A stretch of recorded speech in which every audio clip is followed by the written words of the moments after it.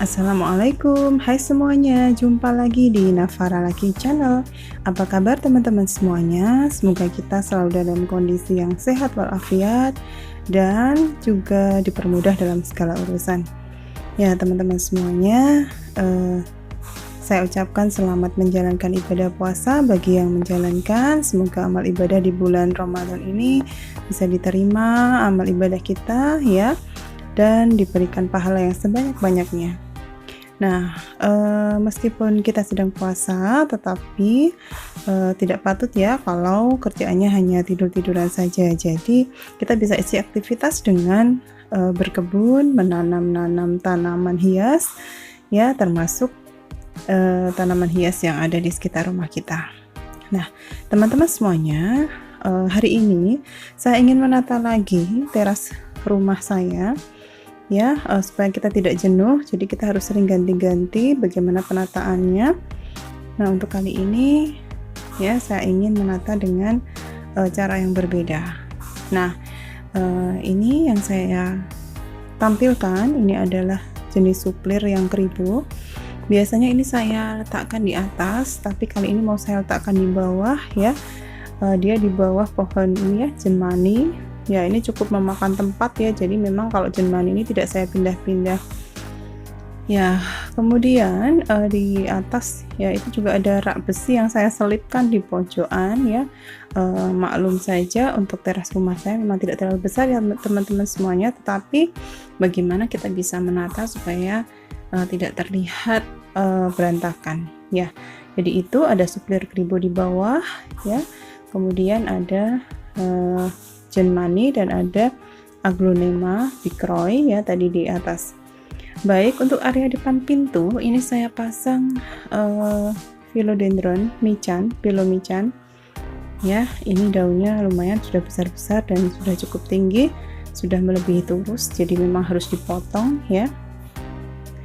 Nah, ini yang paling atas ini daun yang masih muda karena dengan ciri khasnya dia masih kecoklatan warnanya ya. Kemudian ini yang di bawah-bawahnya lumayan besar ukuran daunnya ya, dan memang ini saya buat rimbun, jadi ketika sudah panjang saya tancapkan di area ya bagian pot yang lain supaya dia terlihat lebih rimbun ya. Kemudian teman-teman semuanya kita lihat ke sampingnya, ini saya sengaja tata dengan jenis tanaman yang sama, yaitu kuping gajah atau Anthurium crystallinum yang daun kecil-kecil. Nah, kebetulan ini saya serasikan untuk potnya. Jadi ini adalah pot dari gerabah ya, pot gerabah ya, 2 sama. Jadi supaya serasi saya buat sama. Nah, dan di atas pot gerabah ini dia ada pot lagi ya. Jadi tidak langsung tanahnya di gerabahnya. Baik, untuk bagian sampingnya ini ditatakan besi yang tinggi ya, seperti biasa yang masih ada di depan teras. Belum saya pindah tatakan besi ini.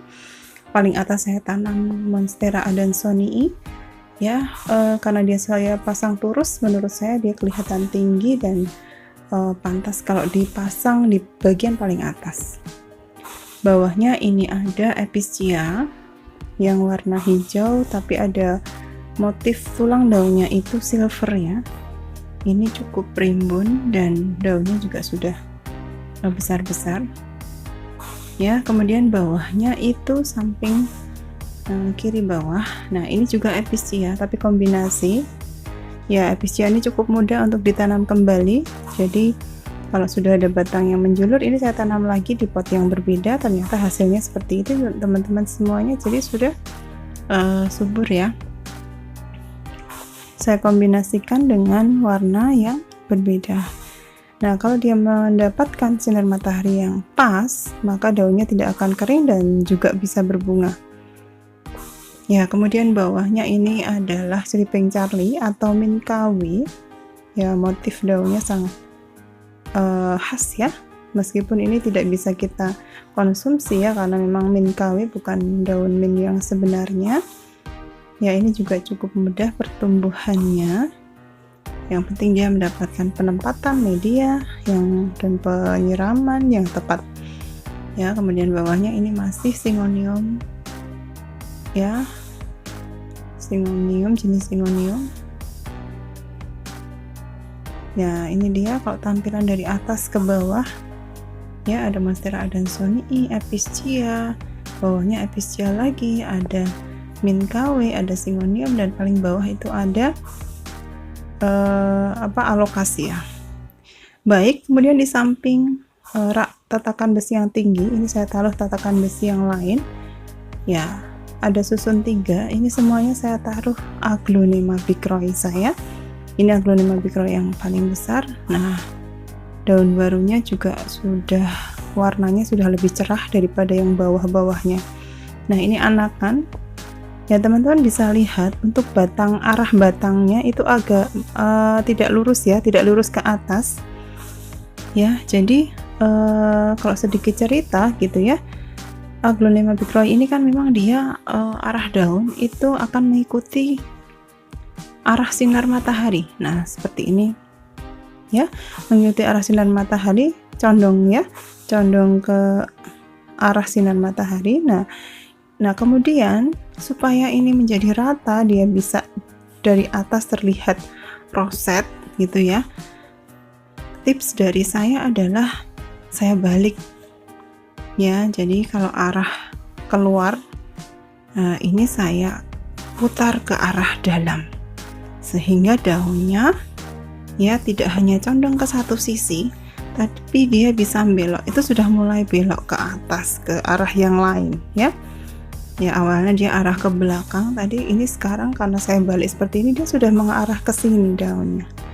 Ya kan teman-teman ya, sehingga dari atas ini sudah bisa terlihat bahwa bentuknya roset ya, meskipun batangnya memang adaptasi ya, dia jadi tidak lurus ke atas tapi dia belok gitu ya, seperti ini ya. Kemudian samping ini adalah Kadaka. Kadaka ini cukup panjang daunnya, panjang sekali ya, jadi saya juga agak kesulitan untuk menempatkan Kadaka ini karena dia memang tidak tahan panas, harus ditempatkan di tempat yang sejuk. Awalnya dia kan bulat ya teman-teman ya, bulat, panjang-panjang daunnya. Kemudian karena tamannya tidak terlalu besar, akhirnya dia diungsikan di atas pagar.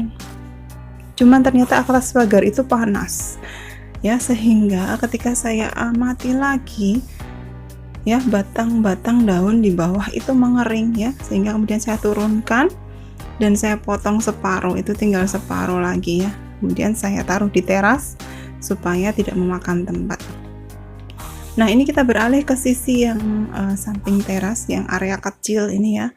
Meskipun kecil, kalau tidak diisi itu akan terlihat hampa, jadi saya tetap tanam dengan tanaman hias ya. Tadi ada Sri Rejeki, ada Syngonium ya, kemudian ada keladi White Christmas, kemudian ini ada Vinca ya, ada Vinca. Jadi di sini dia ternaungi ya, ternaungi tapi dapat air hujan ya, tidak penuh sih ya. Jadi dapat air hujannya dapat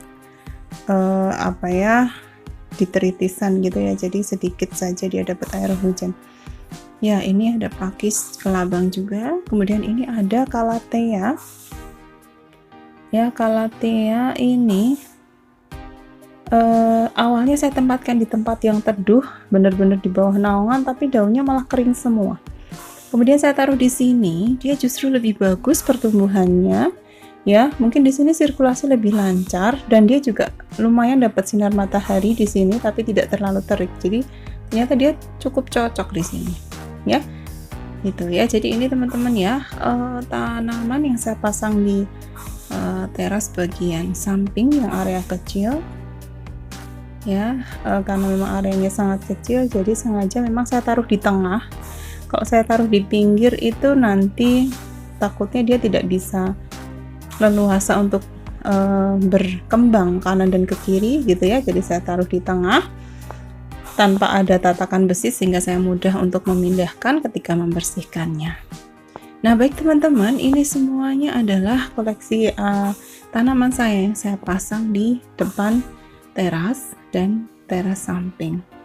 Ya, samping teras ya, samping teras atau teras samping ya, samping teras ya, yang area kecil tadi ya. Ini dia tanaman-tanamannya ya, supaya kita tidak bosan ya untuk memandangnya setiap hari. Jadi perlu variasi gitu ya teman-teman ya, meskipun tanamannya sebenarnya bukan tanaman baru tapi tanaman lama yang kita susun lagi sesuai dengan keinginan kita.